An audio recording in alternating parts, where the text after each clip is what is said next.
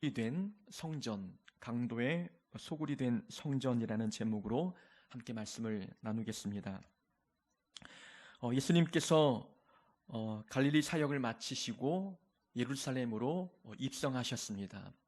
우리가 몇 주간의 말씀을 통해서 예수님께서 예루살렘 성으로 입성하기 전에 여리고에서 눈먼 자를 고치시고 삭개와 그의 가정을 구원해 주시고, 그리고 이제 예루살렘 성전에 나귀를 타고 입성하신 부분에 대해서 함께 말씀을 나누었지요. 이제 이 이후로의 말씀은 예수님께서 예루살렘 성 안에서 행하셨던 놀라운 일들과 십자가 위에서 또 죽으시고 부활하신 내용들이 이제 누가복음 19장 후반절부터 이제 나오게 됩니다.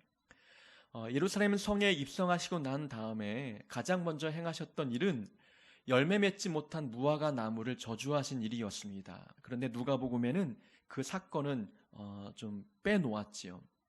그래서 누가복음에 가장 먼저 등장하는 사건은 바로 성전 청결에 대한 사건이었습니다. 예수님께서 예루살렘 성 안에 성전에 들어가셨는데 거기에는 기도의 집이 되어야 할 성전이 시장터가 되어 있는 모습을 발견하셨습니다. 성전 뜰 안에 비둘기 파는 자들, 또 소와 양을 파는 자들, 또 돈을 바꾸어 주는 자들이 장사치를 이루고 성전뜰을 가득 채우는 모습을 보았던 것이지요. 이 성전의 그 구조를 먼저 한번 생각해 보면은, 우리가 먼저 이 성전은, 예루살렘 성전은 성막, 이스라엘 백성들이 가나안 땅에 들어가기 전에 광야에서 하나님이 명령하신 대로 성막을 만들었지 않습니까? 그 성막, 그 구조를 그대로 본두어서 성전을 만든 겁니다.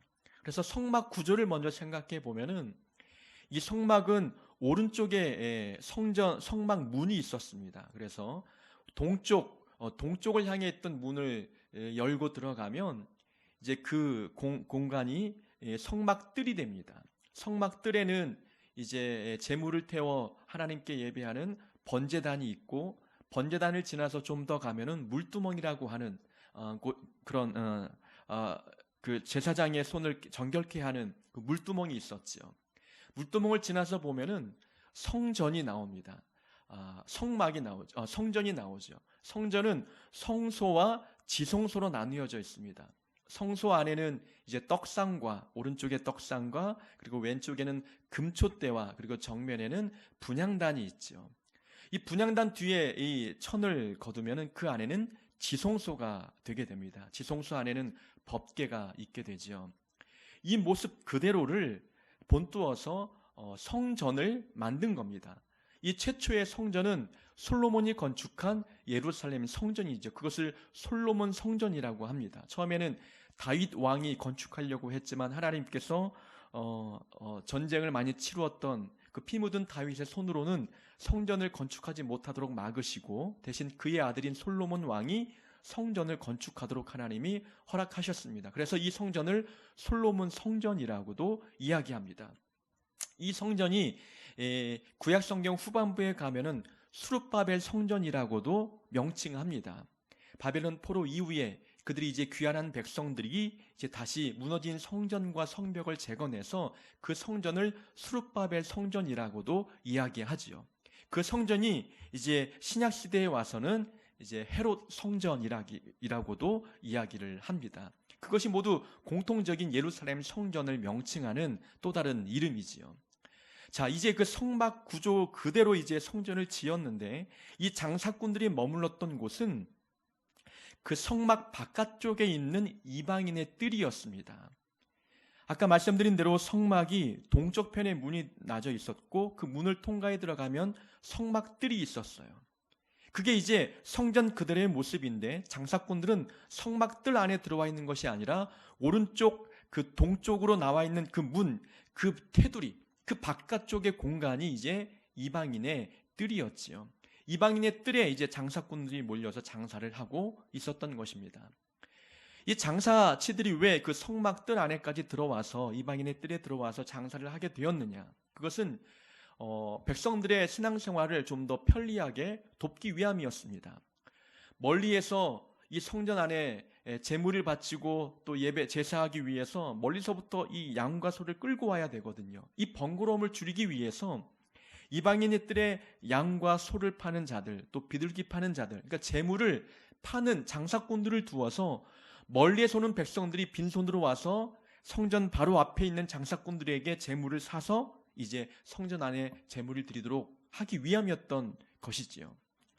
그래서 이제 장사꾼들이 진을 치고 있는데 그 이방인의 뜰에 장사꾼들을 허락해 놓고 보니까 어떤 일이 발생하냐면 이 장사꾼들이 더 좋은 자리를 차지하기 위해서 제사장들에게 돈을 주는 겁니다. 뇌물을 주고 좀 더 유리한 곳을 차지하기 시작하는 거예요. 제사장들은 돈을 받고 장사꾼들에게 자리를 내어주다 보니까 이제 돈 맛을 알기 시작하는 거죠. 그래서 이제 이 장사꾼들에게 돈을 받고 자리를 내어주는 일들이 있게 되는 거예요. 이 장사꾼들은 장사를 통해서 이윤을 남겨야 되는데 이윤을 남기는 것도 힘든데 제사장들에게 또 커미션을 줘야 되지 않습니까? 그러니까 이 재물값을 불릴 수밖에 없는 거예요. 그래서 비둘기 한 마리가 시중에 파는 가격에 80배나 더 되는 그 정도의 가격으로 비둘기 재물을 팔게 되었던 것이지요.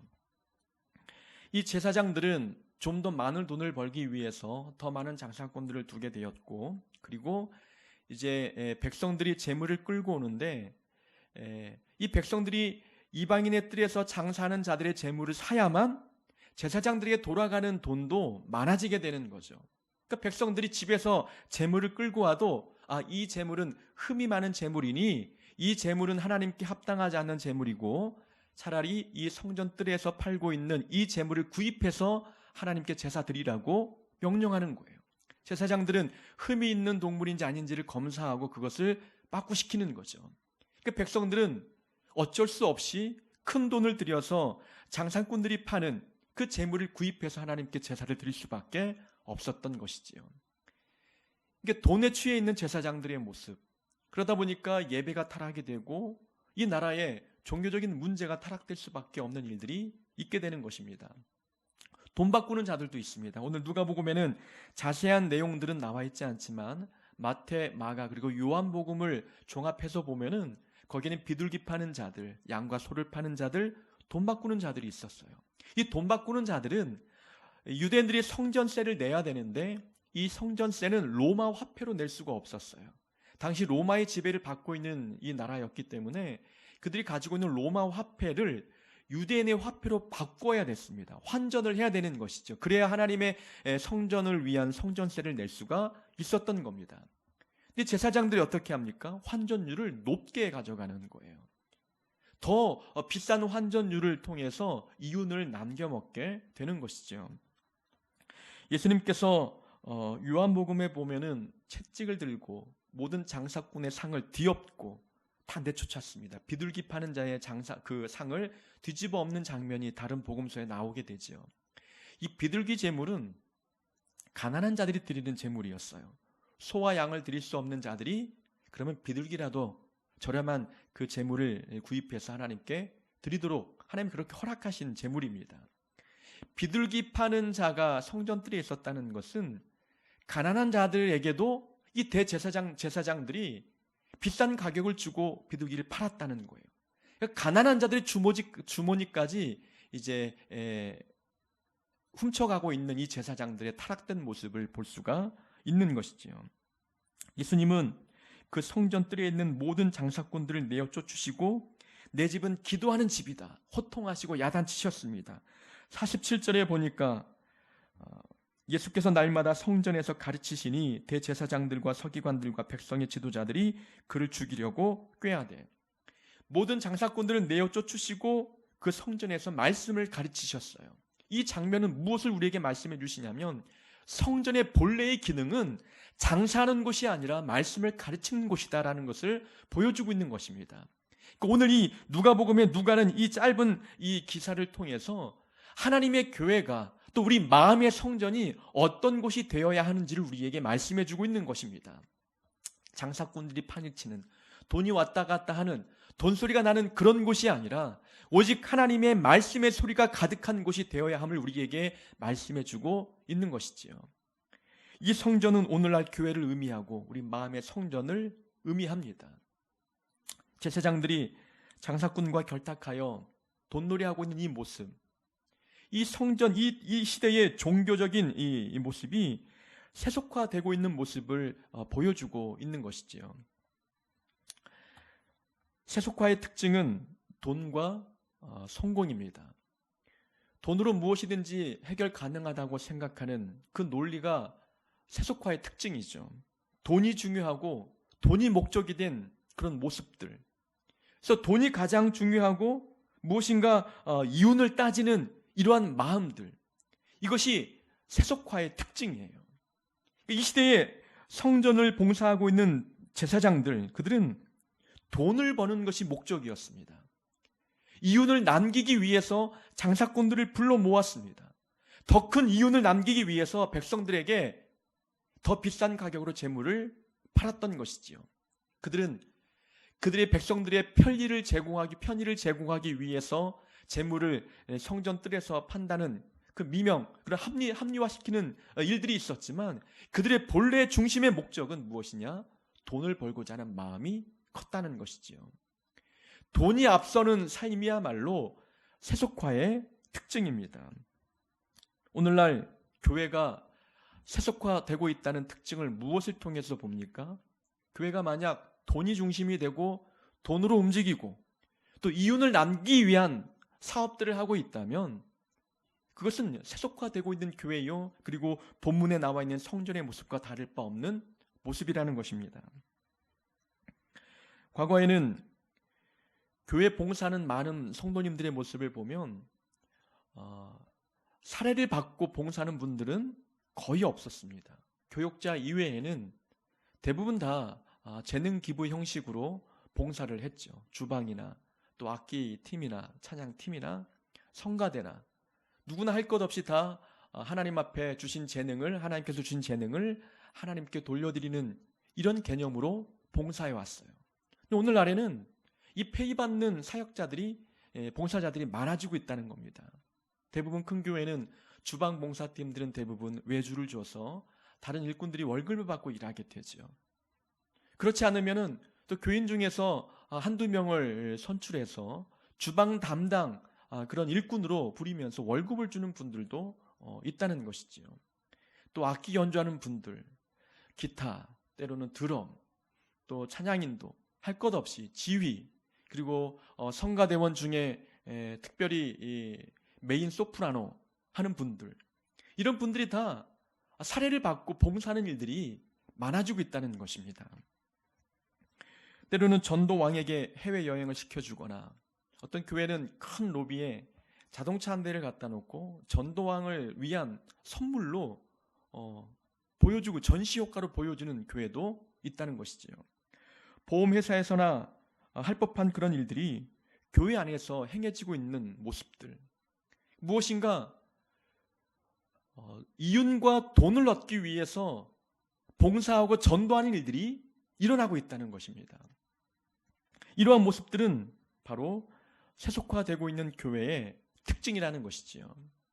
교회가 돈이 없으면 아무 일도 못하게 되는 일들이 벌어지고 있다는 겁니다. 돈이 없으면 봉사자도 구할 수 없고, 돈이 없으면 전도도 안 되고, 무엇인가 상금을 걸고 선물을 걸고 그래야 사람들이 움직이고 있는 이런 모습들이야말로 세속화의 특징입니다.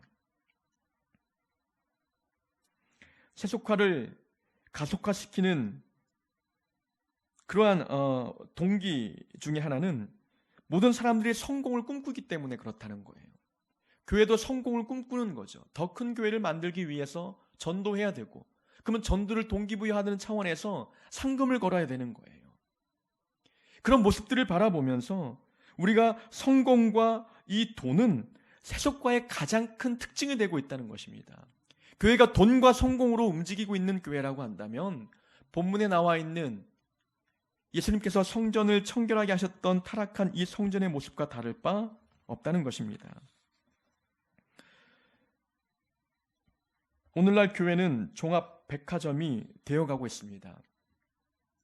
수많은 문화생활, 취미생활 이런 것들을 통해서 성도들의 삶을 좀 충족시켜 주려고 하고 있다는 것이지요.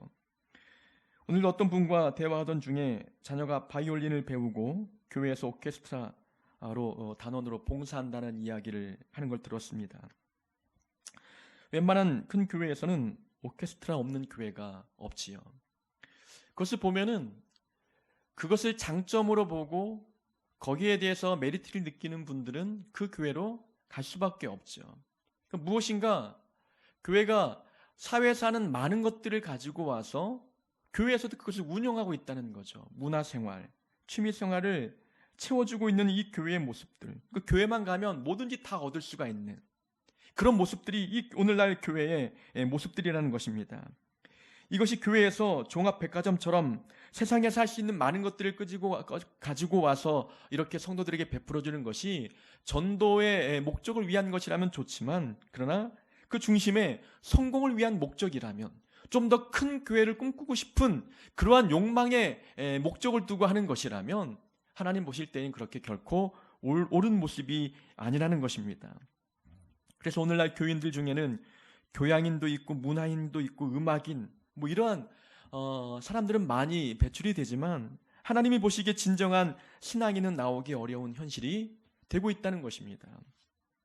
자발적으로 전도하고 자발적으로 봉사하는 일이 아니라 무엇인가 사례가 주어지고 무엇인가 상금이 주어져야만 움직이고 있는 이러한 신앙인이라면 하나님 보실 때 올바른 신앙인의 모습이 아니라는 것입니다.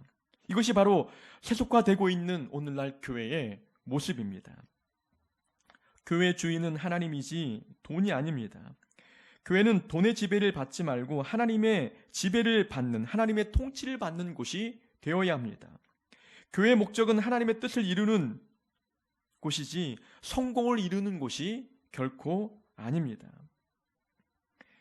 돈은 세상에서 중요하지만 교회에서는 돈이 아닌 믿음이 중요한 곳이지요. 세상은 돈이 없으면 아무것도 하지 못하지만 교회는 믿음이 없으면 아무것도 못하는 곳이 되어야 합니다.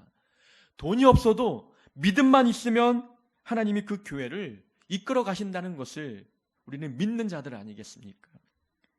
근데 교회에서 중요한 역할을 맡고 있는 분들이 교회가 돈이 없으면 아무것도 못하는 것처럼 생각하고 있다면 우리의 마음도 세속화되어 있는 것이고 우리의 생각도 세속화되어 있는 것이고 교회도 세속화되고 있는 것임을 알게 됩니다.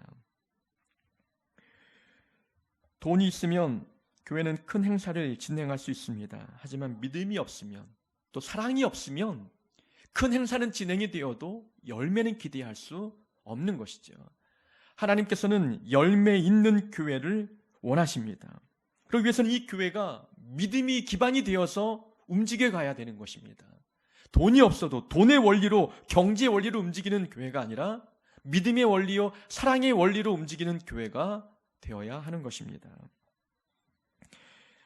과거 교육부서를 맡았을 당시에 많은 교회에서 이제 교육부의 예산을 책정하기 위해서 예산을 올리지 않습니까? 각각 교육부서가 이제 예산을 올리면 작년의 성과를 보고 예산을 분배해 주는 거예요. 그러니까 투자한 만큼 결과가 있느냐를 보는 거죠. 근데 교회는 기업 논리가 아니지 않습니까? 경제 논리가 아니에요. 투자한 만큼 얻고자 하는 것은 경제 논리고 이것은 세상의 논리인 것입니다. 교회는 결과가 없어도 베풀어야 되는 거예요. 어린아이들에게, 성도들에게 결과가 없어도 자꾸 베푸는 일들이 있어야 된다는 것입니다. 이것이 사랑의 원리요, 믿음의 원리라는 것입니다. 하나님은, 예수님은 성전 안에 장사꾼들을 내어 모시면서 이 성전의 본래의 기능을 회복하시는 겁니다. 세속화되어 있는 이 교회의 모습을 청결케 하셔서 말씀이 중심이 되고 기도가 중심이 되는 교회로 바꾸길 원하시는 예수님의 간절한 모습을 본문을 통해서 배우게 됩니다. 서두에 말씀드렸던 대로 장사꾼들이 성전 안에, 성전뜰에 들어오게 되었던 배경은 백성들의 편의를 제공하기 위함이었습니다. 멀리서부터 소와 양을 끌고 오기 너무 번거로우니 이 성전 가까이에 와서 성전 뜰에 진을 치고 있는 이 장사꾼들을 통해서 양과 소를 구입하도록 제사장들이 편의를 제공한 겁니다. 근데 이것이 점차적으로 세속화됨으로 말미암아 제사장들이 돈의 맛을 알게 되고 그래서 이 제사와 제물을 타락시키게 되는 일들을 갖게 되는 거예요. 더 좋은 제물을 백성들이 끌고 왔어도 그 제물은 흠이 있다 말해서 흠이 많은 아주 병들고 연약한 이 소와 양을 구입하도록, 비싼 가격에 구입하도록 하는 일들이 있었다는 것이지요. 이 장사꾼들을 성전들에 두게 되었던 목적, 편리함 때문이었습니다. 편리함을 위해서 장사꾼들을 허락해 주는 것이지요. 수요가 있기 때문에 공급이 있는 것처럼 백성들도 그것을 좋아했습니다. 편하거든요. 집에 멀리서부터 재물을 끌고 오지 않아도 되었기 때문에 굉장히 편리한 제도였습니다. 그러나 편리함이 타락으로 이어졌다는 거예요. 편안함을 추구하다 보니까 그것이 성전의 본래의 기능을 잃어버리게 만들었다는 거예요. 거룩하고 흠이 없고 순결해야 할 재물의 가치를 더욱더 떨어뜨리게 되는 그런 결과를 맞이하게 되었다는 것입니다. 신앙은 편해지려면 타락하게 되어 있다는 거예요. 편한 것만을 추구하다 보면은 하나님께서 보시기에 합당치 않은 교회의 모습, 신앙의 모습이 될 수밖에 없다는 것입니다. 우리 신앙생활의 목적은 편안함을 위한 것이 아니라 거룩함을 위한 것이 되어야 합니다. 우리가 신앙생활을 하는 목적은 거룩함을 위한 것이지 삶이 편해지기 위해서 하는 것은 결코 아닙니다. 우리가 예수 믿고 교회 나가면 삶이 좀 더 부유해지고 편해질 것처럼 생각을 합니다. 편리함을 목적으로 신앙생활을 하는 자들은 교회 안에서도 봉사하지 않으려고 해요. 편리함을 추구하기 때문에 그래요. 헌신도 하지 않으려고 합니다. 내 신앙생활의 목적은 내가 편해지기 위해서, 내가 좀 더 편안하고 즐겁기 위해서 신앙생활을 하는 것이기 때문에 봉사와 헌신은 뒷전으로 미룰 수밖에 없는 것이지요. 거룩함이 목적인 사람들은 고난의 자리에 서게 되는 겁니다. 헌신과 봉사의 자리에 서게 되는 것이지요. 그런 과정을 통해서 거룩해짐을 알기 때문에 헌신과 그리고 고난의 자리, 핍박의 자리에 기꺼이 기쁨으로 서게 되는 일들이 있다는 것입니다. 오늘 오전에 두 분의 장로님이 교회를 방문하시고 가셨어요. 가을 노회 선거철이 되면 꼭 많은 분들이 교회를 돌아다니면서 선거 운동을 좀 하십니다. 그래서 한 표 달라는 그런 마음으로 두 분 장로님이 오셨지요. 여담이지만 두 분 장로님이 왔다 가신 뒤에 교회 본당과 계단에 좋지 않은 이 변 냄새가 나더라고요. 그분이 오실 때 밖에서 변을 밟고 오셨는지 계단과 이 바닥에 냄새가 나서 그리고 청소하느라 좀 시간을 좀 많이 좀 빼앗겼습니다. 그분들과 좀 대화를 하던 중에 이제 한 분 장로님이 이 건너편에 평강의 교회 다니는 분이셨어요. 그 평강교회 건너편에 보면은 바로 앞에 보면은 이제 하나님의 교회라고 이제 이단 교회가 크게 들어섰잖아요. 그 장로님이 이제 말씀하시는데 그 이단 교회는 젊은들이 그렇게 많다는 겁니다. 그렇게 많고 매일 교회 들락거리는 젊은 분들도 많고 또 교회 청소를 위해서 많은 젊은이들이 청소하는 모습을 보았다는 거예요. 창문을 닦고 호수에 물을 연결해서 물 뿌려가며 청소하는 이 젊은 사람들이 이 많은 걸 보고 부러움의 말씀을 하는 거예요. 당신 교회도 뭔가 이제 대청소를 하기 위해서 광고를 해도 나오는 분들이 없다는 거예요. 그래서 한 번은 교회 어떤 공사를 마치고 청소하기 위해서 큰 돈을 들여서 인력을 구입해 와서 청소시켰던 일화를 이야기하시는 겁니다. 오늘 많은 성도들이 봉사 또 어려운 일에 헌신하지 않으려고 한다는 거예요. 이단들은 그렇게 열심을 다하는데 예수 믿고 구원받는 구원을 선물로 받은 이 그리스도인들이 교회 안에 이 어려운 일에 동참하기를 꺼려한다고 말씀을 하시는 겁니다. 장로님이 당신이 젊을 때에는 교회에서 살다시피 했다는 거예요. 그래서 교회 청소하면 다 모여들고 전도하면 다 모여서 전도하고 저희들이 어릴 때만 해도 그런 일들이 교회 안에 많이 보여졌던 것이죠. 그러나 오늘날에는 편리함을 추구하는 교인들이 많다는 겁니다. 그래서 편안함을 제공하는 교회로 찾아가는 거예요. 어느 교회가 더 편하게 신앙생활을 할 수 있는지를 보고 찾아가는 겁니다. 그래서 많은 교인들이 많이 모이는 교회도 사람은 많지만 봉사자가 그렇게 많지 않아요. 지난번에 다녔던 교회도 500명이 모이는 교회였지만 연말만 되면 목자 세우는 일이 그렇게 어려운 거예요. 20명, 한 30명 정도의 목자를 세우는 일이 정말로 어려워요. 3, 40명의 일꾼이 500명 가운데 없다는 거죠. 신앙생활은 하지만 거룩함이 목적이 되지 않다 보니까 헌신해야 될 그 자리에 서지 못하는 겁니다. 내가 원하는 것은 편안함이기 때문에 그렇습니다. 편안함을 위해서 신앙생활을 하다 보면은 우리 마음의 성전도 게을러지고 이 게으름은 타락으로 이어질 수밖에 없는 겁니다. 성경에 나와 있는 성전이 타락할 수밖에 없었던 이유는 편리함을 추구하다 보니까 성전이 본래의 기능을 잃어버린 것입니다.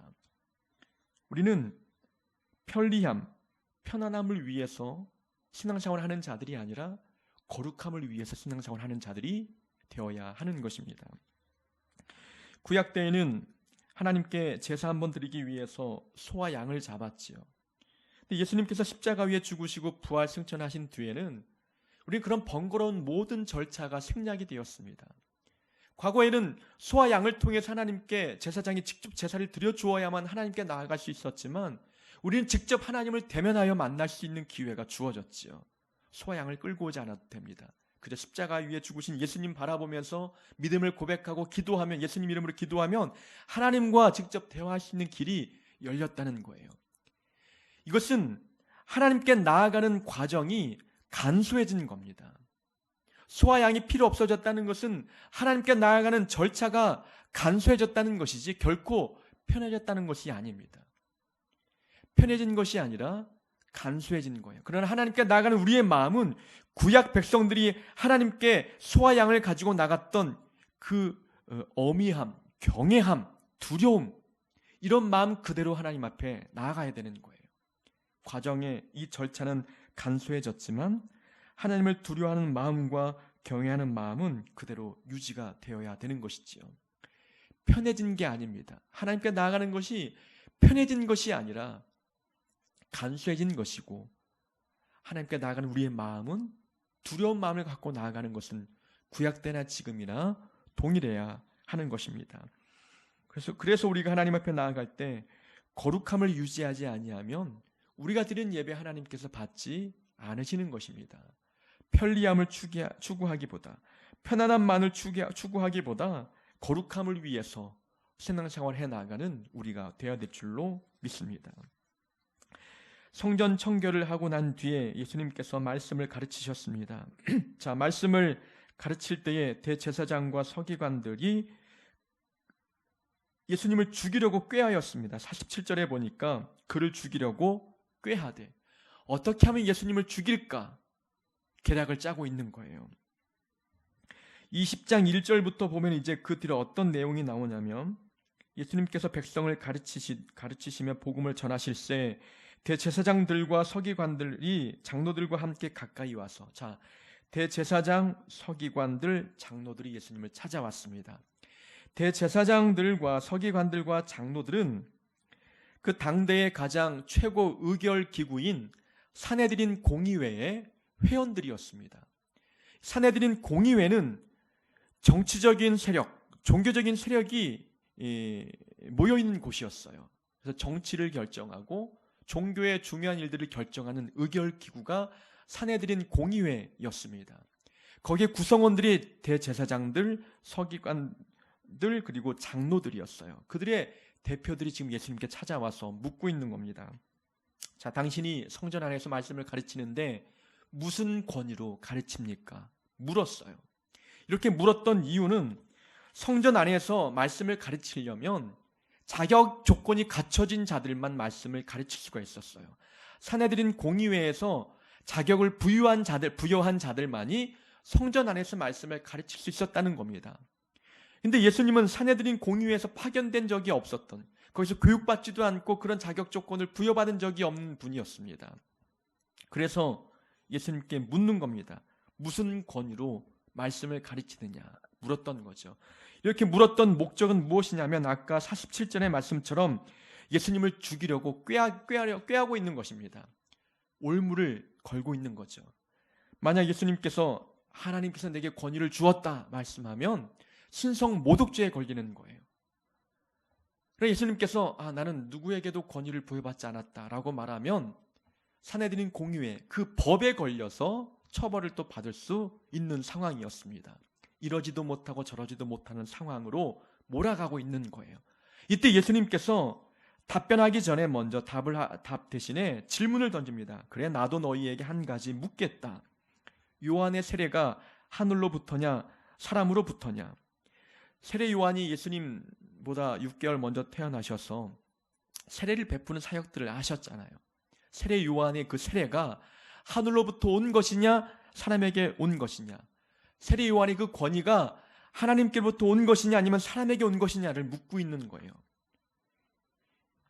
대제사장들과 서기관들과 장로들이 모여서 의논하는 겁니다. 어떻게 답변할까? 왜냐하면 그들도 이쪽과 저쪽 어느 쪽도 답변할 수 없는 상황이기 때문에 그래요. 세례 요한의 권위가 하나님께로부터 왔다라고 이야기하면 하나님께 권위를 부여받은 세례 요한을 왜 믿지 않았느냐라고 손가락질을 당할 수 있기 때문에 그래요. 하나님께 권위받은, 하나님의 권위를 부여받은 세례 요한을 시기 질투로 죽였던 그들의 죄가 드러나기 때문에 하나님으로부터 권위를 받은 것입니다 말할 수 없는 거예요. 그러면 사람으로부터 온 것이냐 라고 말하면 백성들은 이미 세례 요한은 선지자로 알고 있었어요. 하나님이 보내신 선지자로 알고 있었기 때문에 종교 지도자들이 세례 요한의 권위는 사람에게로부터 온 것입니다 라고 대답을 하면 백성들이 돌을 던질 수밖에 없는 거예요. 본문에 보니까 만일 사람으로부터라 하면 백성이 요한을 선지자로 인정하니, 그러니까 백성들이 요한을 이미 선지자로 인정했기 때문에 백성들이 우리를 돌로 칠 것이라. 아니 왜 선지자를 사람의 권위를 받은 사람이라고 이야기하느냐라고 말하며 백성들이 돌을 던질 것이 뻔하기 때문에 하나님께 권위를 부여받았다 말할 수 없고 사람으로부터 권위를 부여받았다 말할 수 없는 상황에 놓인 것입니다. 그러니 종교 지도자들이 예수님의 질문 앞에 어디로부터인지 우리는 알지 못하노라 답변하기를 꺼려합니다. 그래서 예수님께서도 너희들이 대답하지 못하니 나도 무슨 권위로 이렇게 말씀을 가르치는지 너희에게 답변하지 않겠다라고 말씀하는 겁니다. 지혜롭게 그 상황을 면하고 있는 것이죠. 자, 이러한 내용 속에서 우리가 알 수 있는 것은 예수님의 권위에 대한 도전을 종교 지도자들이 하고 있다는 거죠. 근데 사실 유대인들은 세례 요한의 권위가 하늘로부터 왔다는 것을 알고 있었고 예수님의 이 권위도 하나님께로부터 말미암았음을 알고 있었어요. 종교 지도자들도 예수님이 하나님의 권위를 부여받은 자인지를 알고 있었습니다. 예수님이 행하신 놀라운 기적들이 나타났잖아요. 죽은 자가 살아나고 병든 자가 고침을 받고 주님의 가르치심은 다른 선지자나 어떤 레위 지파 어떤 교사들과는 전혀 다른 말씀들을 가르치셨고 예수님의 가르침은 권위가 있었습니다. 그래서 예수님이 하늘로부터 왔음을 다 알고 있었어요. 근데 이들은 믿지 않았다는 거죠. 알지만 믿지 않았다는 겁니다. 이것을 보면 예수님을 아는 통로가 지식이 아니라 믿음이라는 겁니다. 예수님이 눈앞에 있어도 믿지 않는 이유는 그들은 성경적인 지식이 많았지만 믿음이 없었다는 거예요. 지식이 많아도 예수님을 제대로 알지 못했던 이 종교 지도자들의 모습. 우리가 예수님을 제대로 알기 위해서는 지식을 통해서 아는 것이 아니라 믿음을 통해서 아는 거예요. 하나님이 우리에게 은혜를 부어주셔서 예수님을 믿게 만드는 거죠. 예수님이 우리에게 어떤 분인지, 우리에게 어떤 존재인지, 하나님의 살아계신지 이 모든 것을 믿게 되는 원동력은 하나님의 은혜 덕분이라는 거예요. 우리가 지식이 없어도, 성경 지식이 많지 않아도 하나님이 은혜를 부어주셔서 믿음을 갖게 하셨기 때문에 믿음을 통해서 예수님을 알게 된 것입니다. 오늘날 많은 사람들이 예수님이 누구인지를 다 알고 있어요. 다 알지만 인정하지 않는 것이고 믿지 않는 거예요. 자기의 삶의 주인으로 모시지 않는 겁니다. 예수님을 통해서 구원받는다는 것을 그들은 들어 알고 있지만 그 복음을 자기의 것으로 받아들이지 않고 있다는 것이죠. 지식은 있지만 지식을 통해서 예수님을 아는 것이 아니라 믿음을 통해서 아는 겁니다. 그 믿음은 하나님의 은혜로 말미암아 우리에게 주어지는 것이지요. 그래서 많은 분들이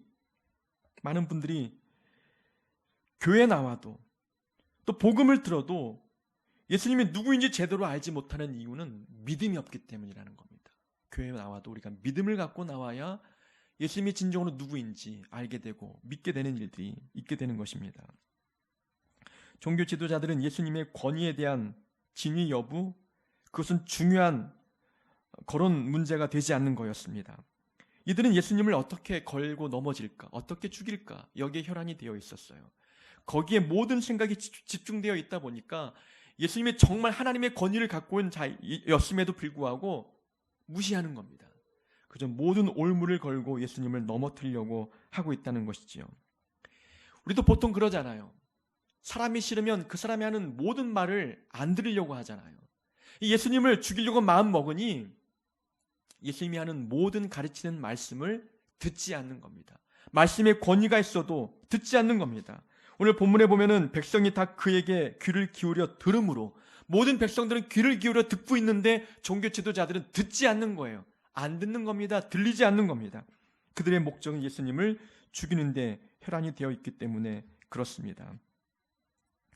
우리도 이와 같을 때가 있지요. 목회자가 미우면 그 사람이 하는 모든 가르침은 다 듣지 않는 모습들이 있다는 거예요. 근데 권위는 하나님이 주신 것이거든요. 그 권위를 하나님께 부여받았다면 그것은 인정해주고, 그 사람이 부족해도 그 사람을 통해서 하시는 하나님의 말씀을 귀담아 듣는 일들이 우리에게 있어야 된다는 겁니다. 다윗은 사울 왕을 죽일 수 있었지만 죽이지 않았잖아요. 하나님께 기름 부음 받은 자라고 하는 그의 권위를 인정해 준 겁니다. 미웠습니다. 원수와 같은 존재였어요. 그러나 죽이지 않았던 이유는 그 권위를 인정했기 때문에 그랬습니다. 우리는 이 본문을 통해서 하나님이 허락하신 권위를 인정해 주는 믿음이 있어야 됩니다. 그런 마음들이 있어야 된다는 겁니다. 권위를 인정해 줄 때에 그 권위를 통해서 들려지는 하나님의 말씀을 마음에 새기게 되고 그 말씀에 순종하게 되는 일들이 있게 된다는 것입니다. 목회자들은 흠이 많지요. 예수님이 아니기 때문에, 하나님이 아니기 때문에 흠이 많습니다. 부족함도 많아요. 많은 성도들의 필요를 다 채워주지도 못합니다. 또 성도들의 그 마음을 다 읽어내지도 못합니다. 그래서 늘 그들이 필요를 채움을 받고 싶어도 다 채워지지 못할 때가 있다는 거죠. 목회자는 능력도 부족하고 지식도 부족하고 또 흠이 많고 하기 때문에 그렇습니다. 그럼에도 불구하고 하나님이 세우셨기 때문에 그 권위를 인정해주고 그의 가르침에 순종할 수 있는 믿음이 우리 안에 있어야 된다는 것입니다. 예수님이 전해주신 말씀을 귀담아 조금이라도 들었다면 그 말씀의 권위를 깨닫고 그 말씀에 복종했을 것입니다.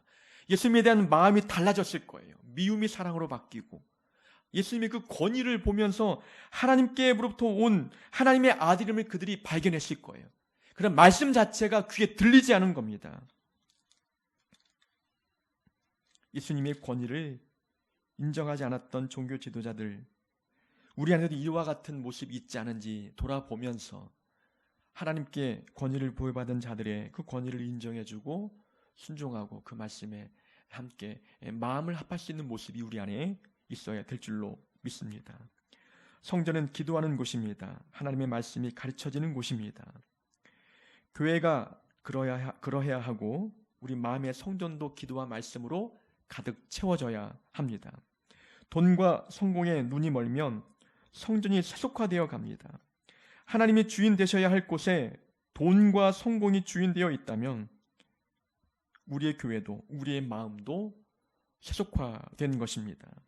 오직 믿음이 살아 역사하는 곳, 사랑의 원리와 믿음의 원리로 움직이는 곳, 경제의 원리, 성공 원리가 아닌 그렇게 복음의 원리로 움직여지는 우리 교회와 우리 마음이 되어야 합니다. 옳은 일을 해도 환영받지 못할 수 있고 또 권위를 누군가 내 권위를 따라주지 않을 때도 있습니다. 그럴 때도 우리가 내 권위를 인정받지 못해도 내게 주어진 사명, 예수님처럼 내게 주어진 사명에 충성을 다할 수 있는 우리 모두가 되어야 될 줄로 믿습니다. 하늘뜻교회 모든 성도들은 이런 삶을 살아가는 복된 자녀 되기를 주의 이름으로 축원합니다.